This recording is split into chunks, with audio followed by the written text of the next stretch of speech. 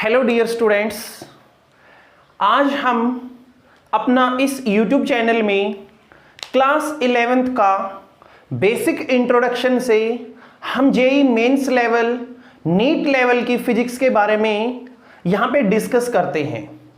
आप लोग हमारे इन वीडियोस को देखिए और हर वीडियो के लास्ट में हम यहाँ पे DPPs, जिसमें आप लोग उन्हीं क्वेश्चंस को कर रहे होंगे जिनमें आप लोगों के PYQs भी कवर हो जाते हैं, कुछ इंपॉर्टेंट बुक्स भी कवर हो जाती हैं। ये सब हम उस वीडियो लेक्चर में दे रहे होंगे। तो आप लोगों से रिक्वेस्ट है कि एक तो आप लोग इस वीडियो पर अगर आए हो तो इस वीडियो को एटलीस्ट एक बार कंप्लीट देखिए जरूर, क्योंकि अकेला यहाँ 2-4 मिनट से देखने से आप लोगों का जेईई मेंस या नीट एग्जाम क्रैक होने वाला नहीं है। एटलीस्ट आप लोग एक बार चीज़ों को समझने की कोशिश कीजिएगा, देन आप ये चीज़ रियलाइज कर पाएंगे कि इस चैनल पर आप लोगों को उस लेवल का कंटेंट दिया जा रहा है। सो चलिए स्टार्ट करते हैं आज की इस क्लास को और हम देखते हैं कि जो चैप्टर है मेजरमेंट, इसमें वो कौन कौन सी चीज़ें हैं या कंसेप्ट क्या है, हमें मेजरमेंट की ज़रूरत क्यों पड़ती है, ये सब चीज़ें हम इसमें कवर अप करते हैं। चलिए स्टार्ट करते हैं आज की इस क्लास को। सबसे पहले हम बात करते हैं फिजिक्स के अंदर। फिजिक्स के अंदर जो है उसमें एक्यूरेसी जो होती है वो बहुत ज़्यादा इंपॉर्टेंट होती है। हम किसी भी लॉज को, हम किसी भी थ्योरी को जब डिस्क्राइब करते हैं तो उसके अंदर एक्यूरेसी का बहुत ज़्यादा ध्यान रखा जाता है।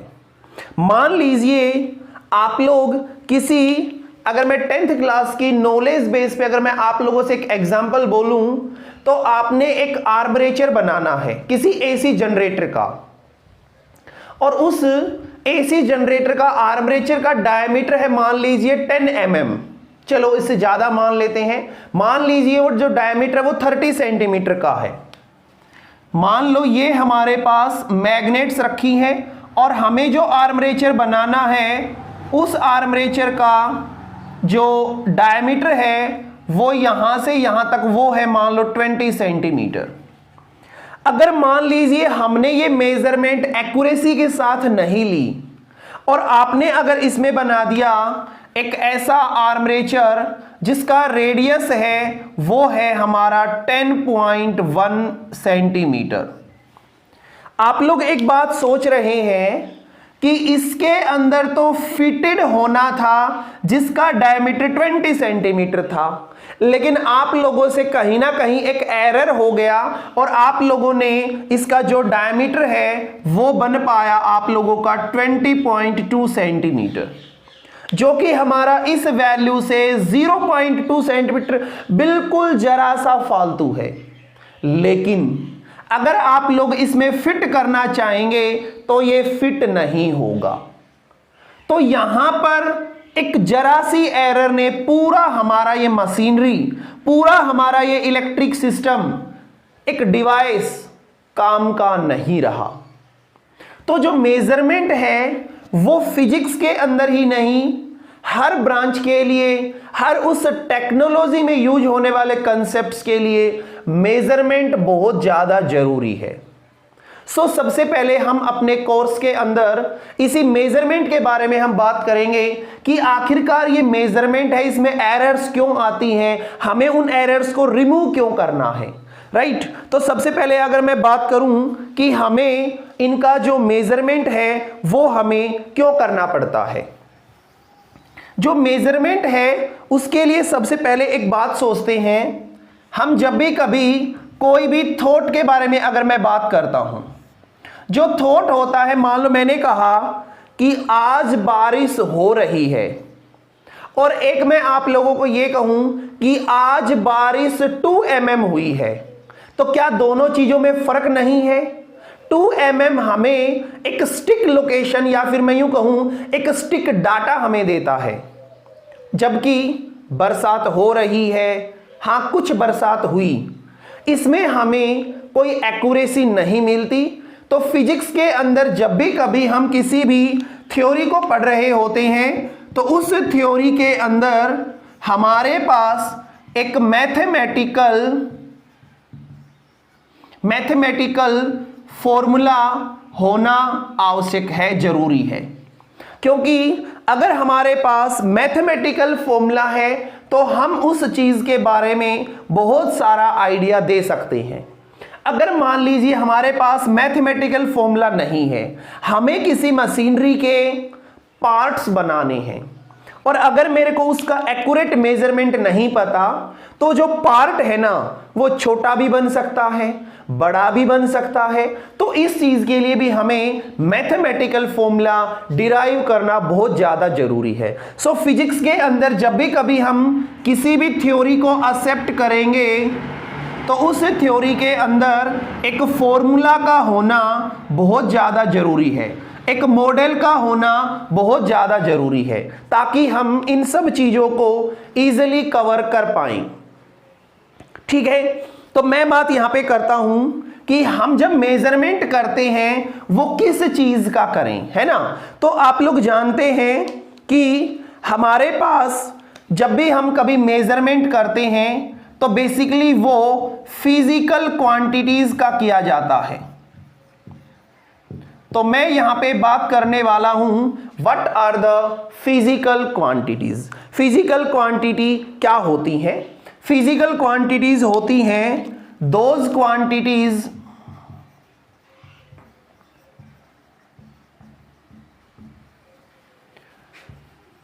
which can be measured direct or indirectly called physical quantities।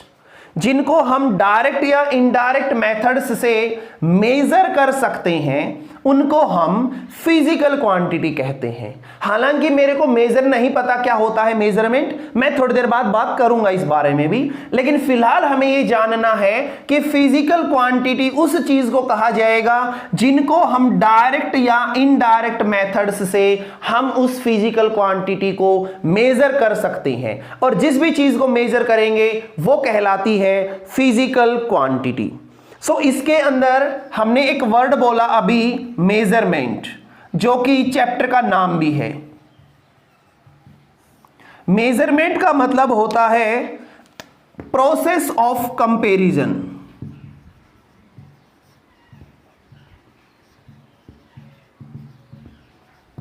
Process of comparison. Measurement का मतलब होता है किसी भी चीज को कंपेयर करना। जब भी कभी हम दो चीजों को कंपेयर करते हैं तो वही हमारा मेजरमेंट होता है।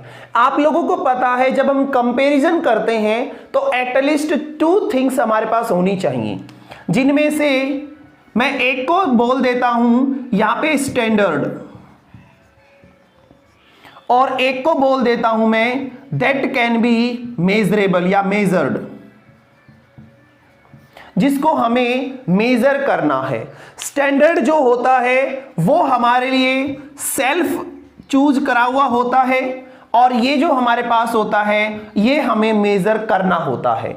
कैसे? आप लोगों को मैं एक छोटा सा अपने लोकेलिटी के हिसाब से एक एग्जांपल बताता हूं। देखिए, मान लो आप लोगों के सामने ये एक हमारे पास वेटिंग मशीन है।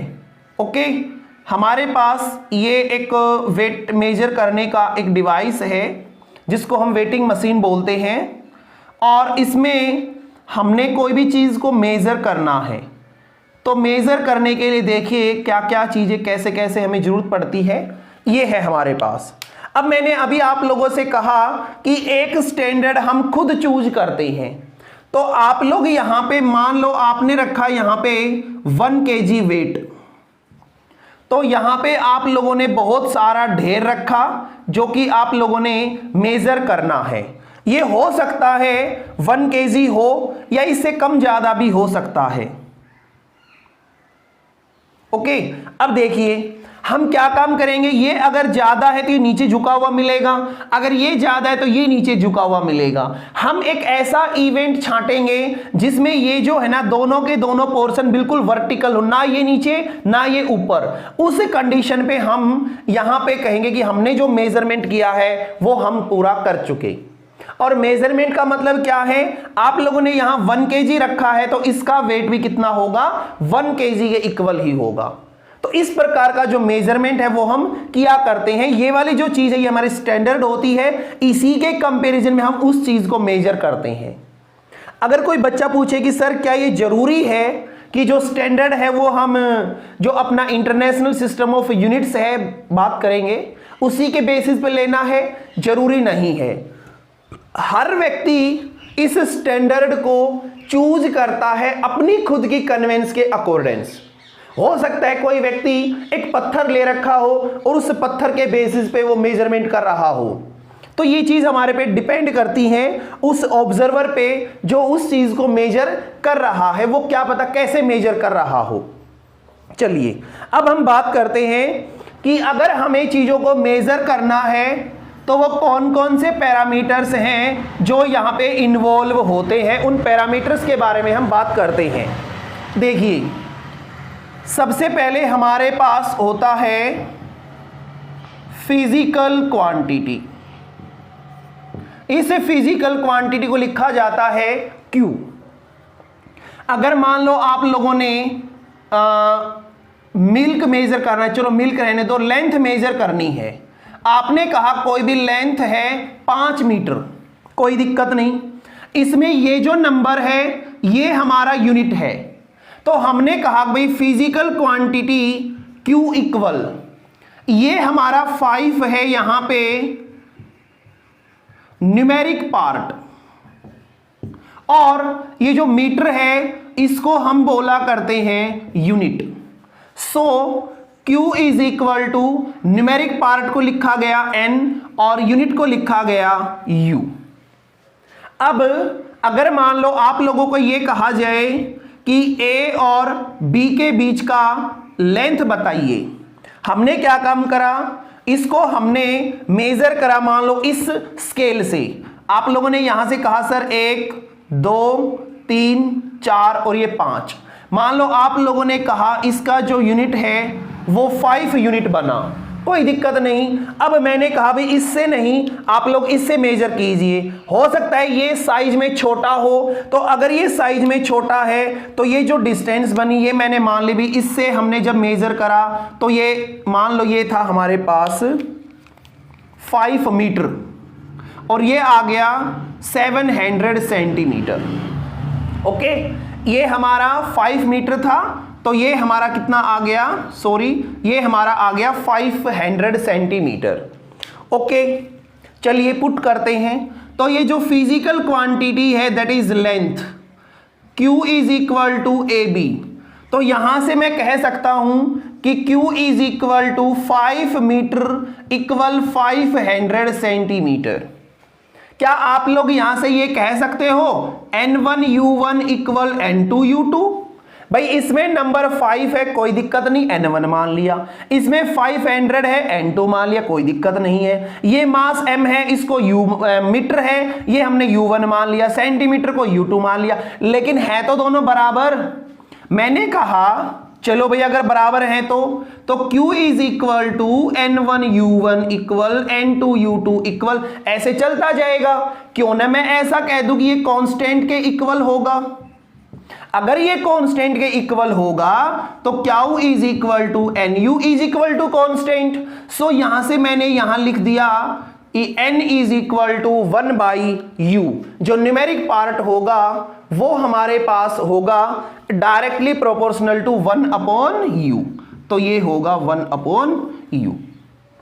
एक बात आप लोगों ने याद रखनी है, अगर किसी भी यूनिट के अंदर फिजिकल क्वांटिटी के अंदर अगर n हमारा बड़ा है तो यूनिट है वो हमारी छोटी होगी। ये चीज आप लोगों ने पता होना चाहिए कि अगर किसी भी फिजिकल क्वांटिटी का न्यूमेरिक पार्ट अगर बड़ा है तो उसका जो यूनिट होगा वो हमेशा छोटा रहेगा। यहां से आप लोग देख भी सकते हैं, न्यूमेरिक पार्ट छोटा है, यूनिट बड़ी है, न्यूमेरिक पार्ट बड़ा है, यूनिट छोटी है। आप लोग जानते हैं सेंटीमीटर छोटा होता है, मीटर बड़ा होता है। सो ये यहां पे हमें दिख भी रहा है। तो इस प्रकार से हमने एक छोटी सी बात यहां पे सीखी है कि n अगर बड़ा होगा तो u छोटा होगा, अगर u बड़ा होगा तो n छोटा होगा। ये चीज हमें समझ में आती है। चलिए कोई बात नहीं, आगे देखिए आप लोग। अब हम बात करते हैं कि भी हमें जब मेजरमेंट करना है तो मेजरमेंट के लिए हमारे पास कुछ फिजिकल क्वांटिटीज होनी चाहिए। अगर फिजिकल क्वांटिटी होनी चाहिए तो सबसे पहली फिजिकल क्वांटिटी हमारी क्या होगी? सबसे पहली क्वांटिटी होती है मास। तो हम मास के बारे में बात करते हैं। मास क्या होता है? मास होता है the quantity contained in a body. कोई भी अमाउंट ऑफ सब्सटेंस जो किसी भी बॉडी के अंदर कंटेंट होता है, जो उसके अंदर होता है मटेरियल, जो स्पेस घेरता है, जिसका अपना कोई साइज होता है, आकार होता है, तो उसको हम मास बोलते हैं। सो मास है वो हर बॉडी के अंदर होता है और मास के बिना कोई भी चीज इस यूनिवर्स के अंदर एग्जिस्ट नहीं करती। वो सिर्फ रेडिएंट पार्टिकल्स के अलावा बाकी कुछ नहीं होते हैं। ठीक है, टीनी पार्टिकल्स में भी मास होता है, लाइक इलेक्ट्रॉन, प्रोटॉन, न्यूट्रॉन्स, इनका भी मास हमारे पास होता है। इसके अलावा मास की कुछ प्रॉपर्टीज होती हैं, जैसे पहली होती है जितना ज्यादा अमाउंट ऑफ सब्सटेंस होगा उतना ही ज्यादा मास होगा। तो इसका मतलब यह है कि amount of substance is always directly proportional to mass. उसके अलावा जो मास है वो इंडिपेंडेंट होता है किस किस चीज के? साइज का और शेप का। आइदर भी आप लोग उसका कोई भी आकार कर सकते हैं, कोई भी शेप कर सकते हैं, कोई भी साइज कर सकते हैं, बट मास जो है वो रहेगा। तीसरा इसके अलावा आता है mass is independent to speed. But जब हमारा वो जो स्पीड है वो लगभग इक्वल हो जाए c के, तो हमारा जो मास है वो थोड़ा सा चेंज हो जाएगा और वो होगा m is equal to M naught by root of 1 minus V square by C square, where M naught जो होता है वो होता है रेस्ट मास और v होता है स्पीड ऑफ बॉडी और c होता है स्पीड ऑफ लाइट। लाइट का स्पीड होता है और ये हमारे पास आता है उस बॉडी का मास। इसके अलावा जो मास है वो नेवर बी जीरो, वो कभी भी जीरो नहीं हो सकता। जब भी कभी किसी बॉडी के अंदर अगर मास होगा तो डेफिनेटली वो पॉजिटिव रहेगा, जीरो या नेगेटिव नहीं हो सकता। इसके अलावा कुछ एक और की पॉइंट्स हमारे सामने आते हैं, वो होते हैं, सबसे पहले आता है इनर्शियल मास। आप लोग ने सुना होगा एक तो इनिशियल इनर्शियल मास और एक होता है ग्रेविटेशनल।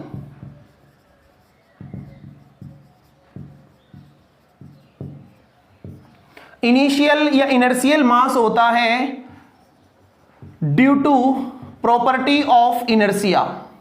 किसी भी बॉडी के अंदर इनर्शिया एक ऐसी प्रॉपर्टी होती है जिसके कारण वो बॉडी जिस अवस्था में है, जिस पोजीशन में है, वो उसी में रहने की कोशिश करती है जब तक हम उसके ऊपर कोई भी एक्सटर्नल फोर्स नहीं लगाते हैं।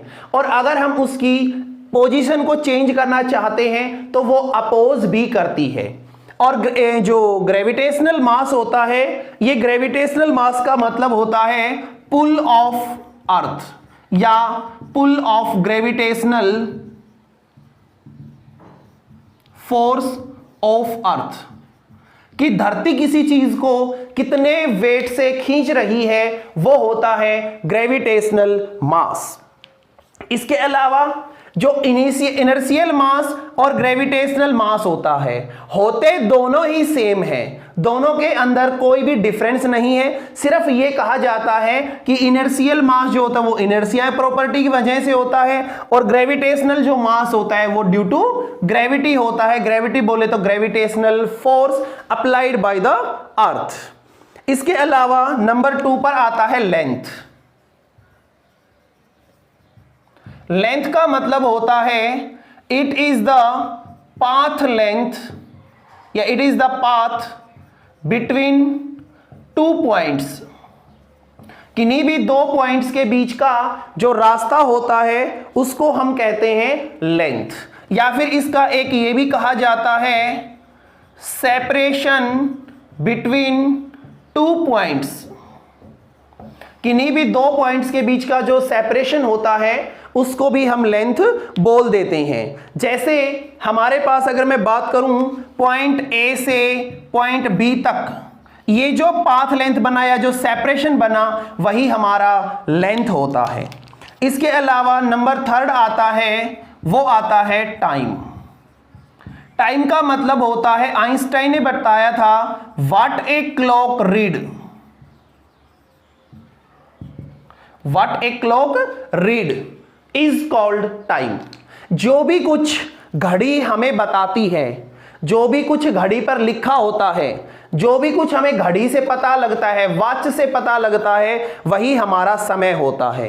राइट? समय को अगर आप लोग डिफाइन करना चाहें तो आप लोग ये भी कह सकते हैं कि समय जो होता है वो हमारे पास यूनिट होती है सेकंड, इसी प्रकार लेंथ की यूनिट होती है मीटर। ठीक है ना? तो अगर हमारे पास कहा जाए कि टाइम जो है वो 1 मीन सोलर सेकंड क्या होगी, मतलब 1 सेकंड क्या होगी, तो आप लोग कहेंगे कि 1/24 हावर्स एक दिन में मल्टीप्लाई बाई 60 सेकंड 60 मिनट्स, 24 घंटे 60 सेकंड 60 मिनट, इतना वा पार्ट किसका, ए डे। और कौन सा day, solar day. Solar day का मतलब होता है सन के द्वारा एक चक्कर जो पूरा करा जाता है अर्थ के रोटेशन के लिए, डे और नाइट जो बनते हैं उसका एक दिन का इतनावा जो भाग होता है वो हमारा 1 सेकंड के इक्वल होता है। इसी प्रकार हमारे पास और भी बहुत सारे फिजिकल क्वांटिटीज हैं जो लेंथ, मास और टाइम के अलावा भी हैं, लेकिन ये तीनों जो है ना, ये हमारा फिजिक्स का बेस बैकबोन है, इसलिए मैंने इन तीनों के बारे में आप लोगों से शेयर किया है। अब हम बात करने वाले हैं इनको हम किस प्रकार से कैटेगराइज करें, किस प्रकार से इनका हम ग्रुप करें ताकि इनको याद रखना आसान हो, क्योंकि इस यूनिवर्स के अंदर फिजिकल क्वांटिटी 1000 से भी ज्यादा है। मैं कैसे याद करूं? इसलिए हम इनका ग्रुपिंग करना शुरू करते हैं। सो नेक्स्ट वीडियो में हम डिस्कस करेंगे how we can categorise fundamental units, और you can say physical quantities को हम किस प्रकार से डिफरेंशिएट कर पाते हैं। Thanks for watching this video. I hope you will learn your best.